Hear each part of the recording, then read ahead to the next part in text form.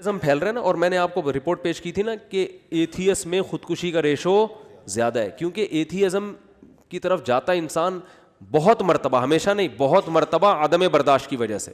تھوڑی سی پریشانی آئی, اللہ کہاں ہے, اللہ میرے مسئلے کیوں نہیں حل کر رہا, تو پھر وہ اللہ ہے. اللہ پر ایمان کا مطلب وہ اللہ ہے, اس کو اللہ مانا جائے, تو اللہ کا مطلب اختیارات اس کے پاس ہے, میرے پاس نہیں ہے, تو اپنے حساب سے آپ کو چلائے گا, وہ آپ کے حساب سے نہیں چلے گا.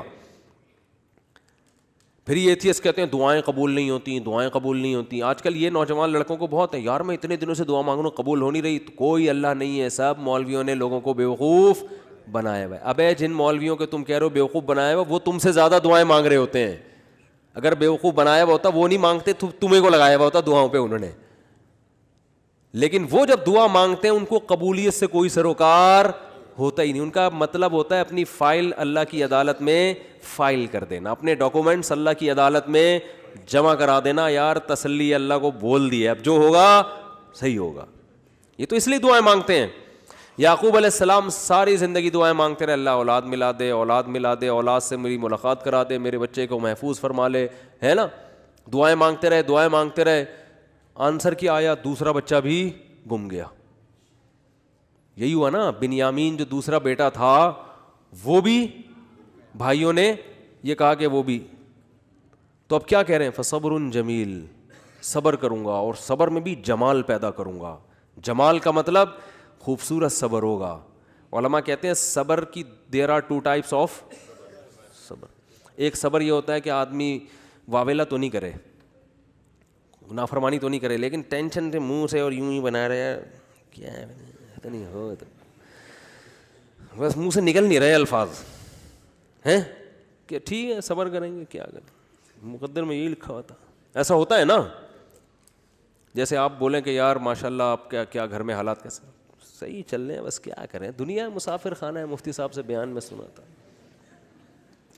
بس کیا ہے, ٹھیک ہے اللہ ہے بھائی, ٹھیک ہے, جب اس کا حکم ہوگا تو سن لے گا ہماری بھی دعا. اس کو کیا کہتے ہیں, اونلی صبر. اس کو کیا کہتے ہیں, اونلی صبر. چلو گناہ نہیں کر رہا کم بخت, اللہ کا انکار نہیں کر رہا, کوئی حرام کام نہیں کر رہا. اور ایک ہوتا ہے صبر جمیل, ایسا صبر کے ہٹو بچو ہو جائے جیسے ایوب علیہ السلام نے کیا. وہ صبر یہ ہوتا ہے کہ ذرہ برابر اپنے ایٹیٹیوڈ سے اور اپنی زبان سے شکایت نہ جھلک رہی ہو.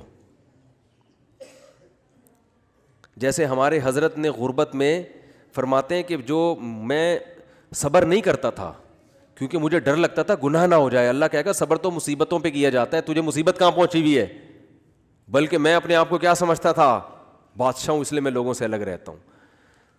تو اس کو سرے سے مصیبت سمجھ ہی نہیں رہے ہیں, بلکہ کیا کہہ رہے ہیں, صبر جمیل. کیا کرنا ہے, ایسا صبر جس میں کیا ہو, جمال ہو. اور لا تیأسوا من روح اللہ, اے میرے بچوں اللہ کی رحمت سے نا امید مت ہو. اعلم من اللہ ما لا تعلمون, میں اللہ کے بارے میں وہ کچھ جانتا ہوں جو تم نہیں جانتے. رو بھی رہے ہیں. اب آپ کہہ سکتے ہیں جب اپنے عمل سے بھی شکایت نہیں کرنی, زبان سے بھی, تو پھر رو کیوں رہے ہیں؟ یہ غیر اختیاری ہے, اس پہ کوئی پکڑ نہیں ہے, اور یہ آپ کے دل کے زندہ ہونے کی دلیل ہے. کیونکہ رونا بھی نہیں آ رہا بچے کے گمنے میں, اس کا مطلب آپ کے سینے میں دل ہی نہیں ہے. پھر تو قربانی نہیں ہے نا. اتنا غم تو ہوگا تو غم زدہ ہوں گے نا. اگر مثلا کوئی آدمی بچہ گم گیا اور اب یہ گھوم رہا ہے آرام سے, کہہ رہا ہے بچہ گھوم گیا, صبر جمیل کریں گے, کچھ بھی نہیں ہے, تو یہ صبر جمیل نہیں ہے, اس کا مطلب یہ اس کا بچہ تھا ہی نہیں. حقیقت اپنا بچہ ہوتا تو اتنے مزے سے نہیں گھوم رہا ہوتا. ٹینشن یہ نیچرل ہے, آنکھیں بھی بہیں گی, غم بھی ہوگا, ٹینشن بھی ہوگی. زبان سے جو چیز غیر اختیاری ہے اس پہ پکڑ نہیں ہے. ہمارے نبی کی نواسی کا انتقال ہوا آپ کی گود میں, آپ کے آنکھوں سے آنسو ٹپکنا شروع. صحابہ نے عرض کیا یا رسول اللہ آپ تو صبر کی تلقین کرتے ہیں, تو آپ نے کیا فرمایا, آنکھیں بہہ رہی ہیں, دل غم زدہ ہے. یہ یعنی مطلب یہ کہ یہ دو چیزیں ہمارے اختیار میں, نہ آنکھوں کو روک سکتے ہیں نہ دل کو غم زدہ ہونے سے روک سکتے ہیں. زبان وہی کہے گی جس پہ اللہ راضی ہے.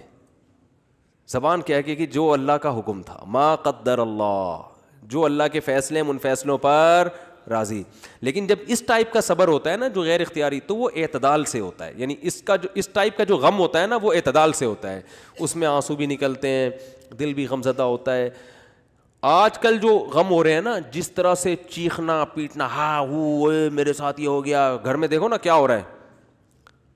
روزگار آپ گئے کہیں جاب کی تلاش میں, نہیں ملی جاب, انٹرویو میں فیل ہو گئے, باہر نکل کے چیزیں توڑ رہا پھوڑ رہا ہے, بیگم کا فون آیا اس کو گالیاں دینا شروع کر دیں. یہ غیر اختیاری نہیں ہے, یہ کیا ہے, بولو, اختیاری. ہمارے جاننے والوں میں کسی کے بھائی کا انتقال ہو گیا, بھائی کو بھائی سے بڑی محبت تھی, جب دفنانے میں نا وہ کیا کر رہا ہے, اپنے بھائی سے بڑی محبت, حادثے میں انتقال ہو گیا, قبر کے پتھر سے سر اپنے پھوڑ رہا ہے. ہمارے امام صاحب نے اس کو پکڑا, بھائی تیرا سر پھٹ جائے گا, کیا رو رہا ہے, چیخ رہا ہے. قبرستان میں وہ جو سلیبیں ہوتی ہیں نا جو رکھی, ان پہ سر مار رہا ہے اپنا جا کے. یہ لوگ تو کہیں گے ماشاءاللہ بڑی محبت ہے, لیکن یہ بے صبر ہونے کی دلیل ہے. رو بھائی, پابندی. یہ جو بالکل حواس باختہ اور رونا اور چیخنا اور یہ وہ جو ہمارے گھروں میں آج کل میتوں میں ہوتا ہے, اور مسئلہ ہو گیا تو چیزیں اٹھا کے پھینک رہا ہے, اور اس کو سمجھتے ہیں کہ میں اپنا بس غصہ نکال رہا ہوں, تو یہ گدھے ہونے کی تو دلیل ہو سکتی ہے میرے بھائی. میں اس کو نہیں کہہ رہا, وہ تو بیچارہ غمزدہ تھا, اللہ تعالیٰ اس کے غم کو دور کرے, لیکن یہ شریعت میں پسندیدہ کام نہیں ہے. میتوں پہ چیخنا, میتوں سے لپٹ کے پاگلوں کی طرح رونا, او بھائی بس رو آپ, جو اللہ نے آپ کو پرمیشن دی. اور یہ رونا اچھی علامت ہے, کیونکہ یہ محبت کی دلیل ہے. اور آپ صلی اللہ علیہ وسلم نے ایسے موقع پہ یہ بھی فرمایا کہ یہ اللہ کی وہ رحمت ہے جو اللہ نے اپنے بندوں کے دلوں میں رکھ دی ہے. اسی محبت کی بیس پہ تو حقوق ادا ہوتے ہیں, اتنی بھی نہیں ہوگی تو پھر حقوق تھوڑی ادا ہوں گے. سمجھ میں نہیں آ رہی تو رہنے دو. اچھا آ رہی ہے الحمدللہ. تو بات کیا چل رہی تھی, صبر. ہاں, یعقوب علیہ السلام دعائیں مانگ رہے ہیں میرا بیٹا مل جائے جہاں وہ اچھی حالت میں ہو, اور دعا قبول کیسے ہو رہی ہے, دوسرا بچہ بھی گم گیا. اب آج کل کوئی یونیورسٹی اور کالجز کے لڑکے ہیں, ان کو اتنے بڑے غم نہیں پہنچتے, ان کو یہی ہوتا ہے وہاں شادی کرنا چاہتے تھے نہیں ہوئی, حالانکہ رات کو اٹھ کے اتفاق سے اس دن دعا بھی مانگی تھی, زندگی میں پہلی دفعہ کیا کیا تھا, دعا مانگی تھی, دانت برش سے صاف کر لیے تھے, گٹکے اور چرس کی بدبو ختم کر کے اللہ سے دعا مانگی تھی. اس دن پی بھی نہیں تھی ہم نے, ٹھیک ہے نا. کوئی عمل اللہ کے سامنے دکھانے کے لیے بولو نہیں ہے. پھر دعا مانگ رہے ہیں اور چاہتے ہیں کہ فوراً سے پہلے قبول ہونی چاہیے, پھر ہم اللہ کو مانیں گے. اللہ نے کہا ہے غیب پر ایمان لے کر آؤ, پھر میں مانوں گا. کیونکہ میرے بھائی ایسے تو آپ ڈی ایس پی کو بھی مانتے ہو, ایس ایچ او کو بھی مانتے ہو, کیونکہ آپ کو پتہ ہے کہ ان کے پاس تو جو پاور ہے وہ تو نظر آتی ہے نا. ایسے تو سب محلے کے دادا کو بھی مانتے ہیں, یار اس سے جو بولو کام ہو جائے. اللہ کو ماننے کے لیے یہ ضروری ہے کہ اپنی فائل اللہ کے دفتر میں داخل کر دی, دعا قبول ہوئی تو بھی ٹھیک ہے, نہیں ہوئی تو بھی قبول ہی سمجھی جائے گی کہ قبول ہی ہوئی ہے.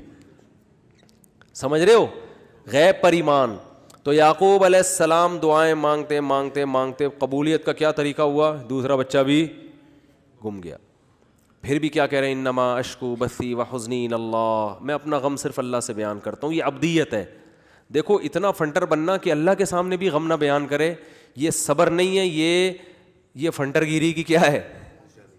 اگر کوئی غم ہے تو اللہ کے سامنے بیان کرے بھکاری بن کے. اللہ کو عبدیت پسند ہے. اللہ کو کیا پسند ہے, عبدیت.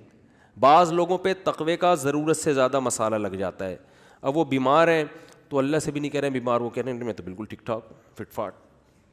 تو اللہ سے نہیں, اللہ کے سامنے تو اللہ کو کیا پسند ہے, عارضی. تھوڑی بیماری ہو اللہ سے کہے اللہ یہ تھوڑی ہے مگر تو نے تو تھوڑی بیماری دی مگر میں اتنا کمزور ہوں, مجھے یہ تھوڑی بھی بہت ہے, اس کو بھی ختم کر دے.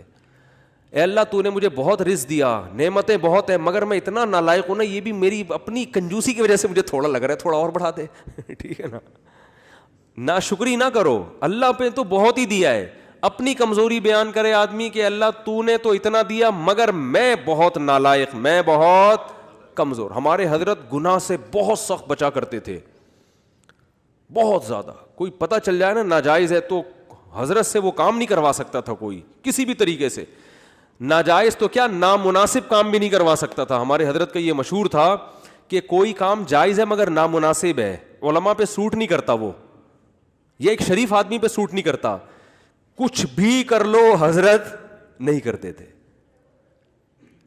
اتنا تقویٰ. اس کے باوجود فرماتے تھے میں اللہ سے دعا میں یہ کہتا ہوں کہ اللہ میرے پلے عمل کچھ بھی نہیں ہے, میرے پلے عمل کچھ بھی نہیں ہے, اور نہ مجھ سے کچھ عمل ہوتا. تہجد میں 5 پارے پڑھ رہے ہیں اور دعا کیا کر رہے ہیں, اللہ ہم سے عمل نہیں ہوتا, ہم کمزور ہیں, تو ویسے ہی بخش دے ہم کو. بہت مشکل ہے بات سمجھانا, بہت مشکل ہے بھائی. یعنی دعا میں کیا کہہ رہے ہیں کہ اللہ ہمارے پلے کچھ بھی. پھر حضرت ایک شعر پڑھا کرتے تھے, مقامات حریری جن لوگوں نے پڑھی ہے نا, عربی ادب کی کتاب ہے, اس میں ایک فقیر کا واقعہ, بس یہ واقعہ بیان کر کے بیان ختم کرتا ہوں. ایک فقیر, ایک وہ گزرا ہے, ان کے نام ذہن سے نکل گیا جو کتاب کے مؤلف ہیں. تو وہ مؤلف نے نا بڑے واقعات بیان کیے بڑے شاعری کے انداز میں اور قافیے ملا کے مختلف طریقوں سے نا. تو وہ شاعر بن کے مختلف لوگوں کے گھروں میں جا کے نا, وہ ہوتا ہے فراڈی, یعنی اپنے آپ کو یہ کہ کردار ہے, جیسے پرینک ہوتے ہیں نا, تو پہلے تو ویڈیو نہیں بنتی تھی, ریٹرن میں ہی پرینک بن رہے ہوتے تھے, ٹھیک ہے نا. تو انہوں نے یہ شو کیا ہے کہ یہ جو ہے نا فقیر بن کے کسی کے گھر میں گیا, حالانکہ فقیر ہے نہیں, لیکن ایسا سیٹھ کے سامنے زمین آسمان کے غربت کے قلابے ملائے کہ اس نے ٹھیک ٹھاک پیسہ دے دیا. جج کے سامنے گیا, ایسے قلابے ملائے کہ اپنے حق میں فیصلہ. تو اس نے ایک شعر کہا کہ بارش ہو رہی تھی اور اندھیری رات تھی, سرد رات تھی. یہ فقیر بن کے کسی سیٹھ کے چوکھٹ پہ گیا, دروازے پر دروازہ بجایا. سیٹھ نے جب دروازہ کھولا تو اس کی زبان سے شعر کیا نکلا, قد دفع اللیل الذی فہرا الی ذراکم شعثا مغبرا. کیا خاندانی شعر ہے, یہ تو عربی میں ہی سمجھ میں آئے گا. کہہ رہے کہ وہ رات جو اندھیری رات ہے, سخت رات ہے, بارش ہو رہی ہے, بادل گرج رہے ہیں, اس خوفناک اندھیری رات نے تیری چوکھٹ پہ ایک ایسے شخص کو لا کے پھینک دیا ہے جو بالکل بے یار و مددگار ہے, غبار آلود بال اور پھٹے ہوئے کپڑے. شعیسا غبار آلود, مغبرہ غبار آلود, شعیسا بکھرے ہوئے بال, یعنی بالکل قسمہ پرسی کی حالت میں اس اندھیری رات نے ایک شخص کو تیری چوکھٹ پہ لا کے ڈال دیا ہے. تو سیٹھ کو تو جوش آئے گا نا, یار یہ رات کو میں ہی ملا تھا تیرے یہاں ڈالنے کے لیے, تو پیسے دے گا کہ نہیں دے گا. شاعری میں بڑی جان ہوتی ہے نا. قد دفع اللیل الذی, ورنہ رات کے اندھیرے میں کون کسی کے گھر پہ جاتا ہے, اور ایسی رات جو ٹھنڈی بھی ہو, برسات بھی ہو رہی ہو, اولے برس رہے ہوں اور جناب گھٹائیں آئی ہوئی ہوں, ایسی رات میں اگر کوئی کسی کی چوکھٹ پہ جا رہا ہے اس کا مطلب واقعی وہ ضرورت مند ہے. تو کہہ رہے ہیں اندھیری رات نے تیری چوکھٹ پہ ایک ایسے آدمی کو لا کے ڈال دیے جس کے پاس بال بنانے کا کے اسباب بھی نہیں ہیں, غم کو صاف کرنے کے وسائل بھی نہیں ہیں.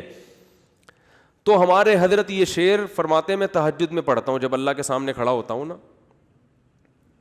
کہ اللہ اس اندھیری رات نے ایک ایسے شخص کو تیری چوکھٹ پہ لا کے ڈال دیا ہے جو عمل کے لحاظ سے بالکل زیرو ہے. پراگندہ بال کا مطلب عملی لحاظ سے غریب ترین, کچھ بھی عمل اپنے اعمال میں, وہ تو مال ظاہری لے رہے ہیں نا, یہ کیا مراد لے رہے ہیں, عمل مراد لے رہے ہیں. عمل کے لحاظ سے پراگندہ ہوں, میرے پلے کچھ بھی نہیں ہے سوائے تیری رحمت کی بھیک مانگنے کے لیے آیا ہوں. تو سب کچھ اہل اللہ سب کچھ کر کے بھی ایسی تواضع اللہ کے سامنے کہ اللہ ہمارے پلے کچھ بھی نہیں ہے, اور پھر فرماتے تھے میں سست ہوں, مجھ سے کچھ بھی نہیں ہوتا.